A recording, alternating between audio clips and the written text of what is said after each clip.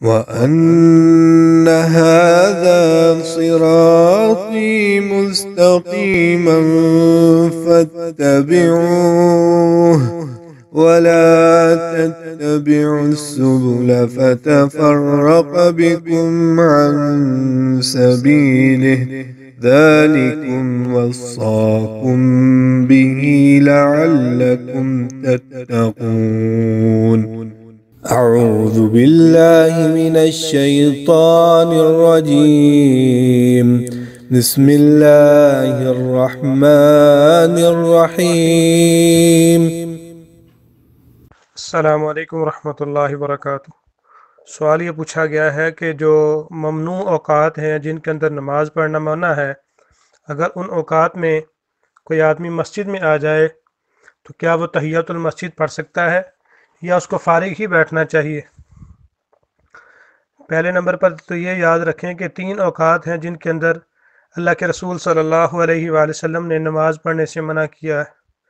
پہلا وقت ہے کہ طلوع آفتاب کے بعد سے لے کر سورج اتنا بلند ہو جائے، کم از کم 1 نیزے کے برابر سورج بلند ہو جائے۔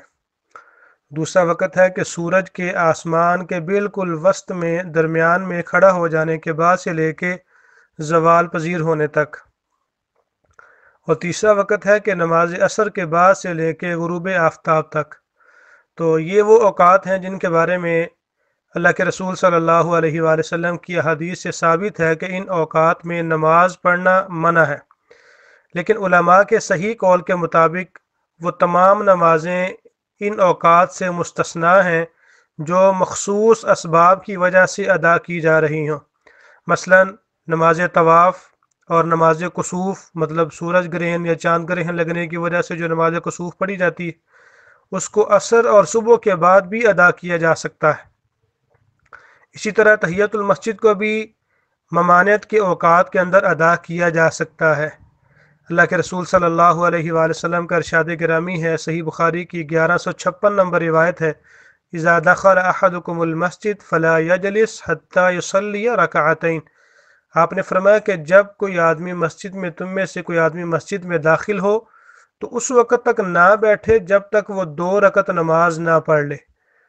تو اس روایت سے بھی ہمیں یہ پتہ چلتا ہے کہ یہ ایک عمومی حکم ہے کہ جب بھی مسجد میں آئیں، چاہے وہ کوئی ممنوع اوقات کا ہی ٹائم کیوں نہ ہو، تو اس کے اندر انسان تحیۃ المسجد پڑھ سکتا ہے۔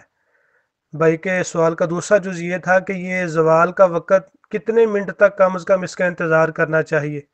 کم از کم 20 سے 25 منٹ تک اس کے انتظار کرنا چاہیے، اور اس کے بعد انسان نماز وغیرہ یا دیگر عبادات کر سکتا ہے۔ اللہ تعالی ہمیں عمل کی توفیق عطا فرمائے۔ شیخ ابن باز، شیخ ابن عثیمین اور امام ابن تیمیہ اور امام ابن قیم رحمہم اللہ، ان تمام ائمہ کا یہی موقف ہے۔ اللہ تعالی ہمیں قرآن و سنت پر عمل کی توفیق عطا فرمائے۔ واللہ تعالی اعلم بالصواب۔ السلام علیکم ورحمۃ اللہ وبرکاتہ۔